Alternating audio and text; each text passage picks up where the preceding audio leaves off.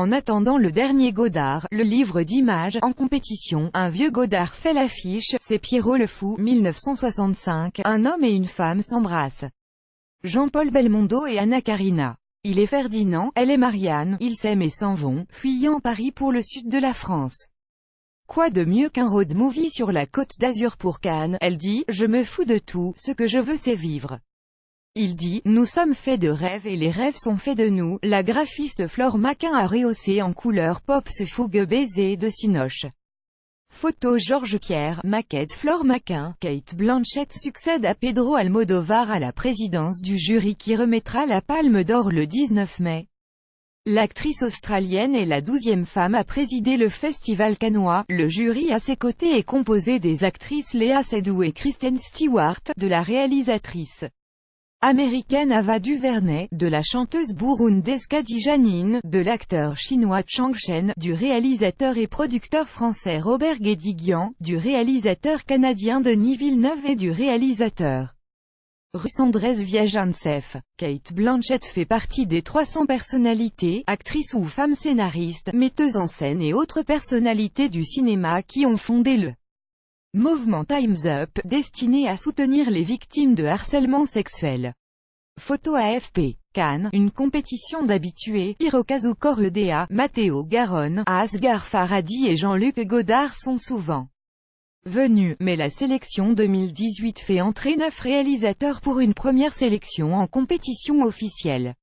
4 films français sont dans la course de la plus prestigieuse compétition du cinéma mondial. Stéphane Brisé avec En Guerre, Christophe Honoré avec Plaire, Aimer et courir vite, Eva Husson avec Les filles du soleil, Yann Gonzalez avec Un couteau dans le cœur de Yann Gonzalez avec Vanessa Paradis. Photo Drive. L'Iranien Jafar Panahi, récompensé par la Caméra d'Or en 1995 pour Le Ballon Blanc, fait son entrée en compétition avec Srifas, 3 portraits de femmes dans l'Iran moderne. Il ne sera pas sur la croisette. Le cinéaste dissident, figure de la nouvelle vague iranienne, est interdit de travailler dans son pays et interdit de voyager. Il filme clandestinement et ses films voyagent à l'étranger. En 2010, Jafar Panahi avait été détenu à la prison d'Evin et n'avait pu répondre à l'invitation à faire partie du jury cannois. Jafar Panahi dans son film Taxi Téhéran. Photo Jafar Panahi film production avec L'été, film en compétition. Le russe Kirill Serebrennikov met en scène la biographie de la rock-star soviétique Viktor Tsoï, le leader du groupe Kino.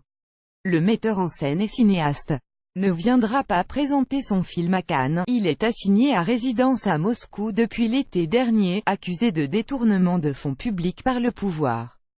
Directeur artistique du Centre Gogol, théâtre contemporain à Moscou, Kirill Serebrennikov dérange, après son arrestation et assignation à résidence, en 2017, des personnalités françaises du monde de la culture ont signé un appel de soutien. Harcelé depuis de nombreuses années, ce trublion génial de la scène théâtrale et du cinéma russe paye douloureusement sa liberté de création. Il nous semble évident que c'est cette liberté qui est visée et que c'est l'un des lieux les plus contestataires de Moscou qui est aujourd'hui attaqué. Le producteur de L'étau s'est félicité de la sélection du film en compétition, estimant qu'il s'agit d'une victoire pour le cinéma russe.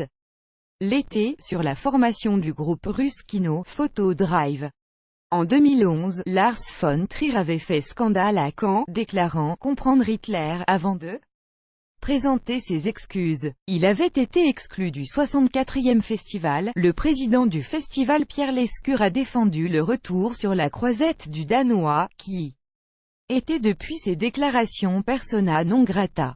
Le réalisateur danois, Palme d'Or 2000 pour Dancer in the Dark, viendra présenter hors compétition son nouveau film The House That Jack Built, avec Matt Dillon et Uma Thurman, sur les traces d'un serial killer. Uma Thurman et Matt Dillon dans le film de Lars von Trier. Photo Drive. L'homme qui tua Don Quichotte, du Britannique Terry Gilliam, avec Adam Driver, Olga Kurilenko et Jonathan Pryce, est projeté en clôture. L'ancien Monty Python a passé 20 ans de sa vie sur ce film, adaptation libre du classique de Cervantes, avec un premier tournage avorté en 2000 et une succession de désastres. Un conflit l'oppose au producteur Paulo Branco, affirmant que sa société Alfama Film en détient les droits. Le Festival de Cannes a dénoncé le 30 avril une tentative de contrecarrer la première mondiale du film. En 2002, ce fut Star Wars 2. L'attaque des clones et en 2005, Star Wars, la revanche des Sith. En 2018, ce qui est l'un des plus grands mythes de l'histoire du cinéma revient sur le tapis rouge avec Han Solo, A Star Wars Story, présenté en sélection officielle hors compétition, le tout nouveau film de la galaxie Star Wars réalisé par Ron Howard réunit Han Solo, son fidèle Chewbacca, l'escroc Lando Calrissian, le Faucon Millennium et quelques droïdes. Le délégué général du Festival de Cannes, Thierry Frémaux, a prononcé l'interdiction des selfies qui retardent et désorganisent la célèbre montée des marches et son timing serré. En 2015, le délégué général du festival avait déjà annoncé que le festival interdirait les selfies sur le tapis rouge, mais les invités avaient simplement été invités à l'imiter. Cette pratique ridicule et grotesque, vous n'êtes jamais aussi laid que sur un selfie, avait-il déclaré. L'an dernier, le Festival de Cannes avait invité 2 films Netflix en compétition, Okja, du réalisateur sud-coréen Bong Joon-ho et The Meyerowitz Stories de Noah Baumbach. Aucun film du géant américain de la SVOD n'est cette année en compétition, le festival refusant de sélectionner un film qui n'a pas de sortie en salle.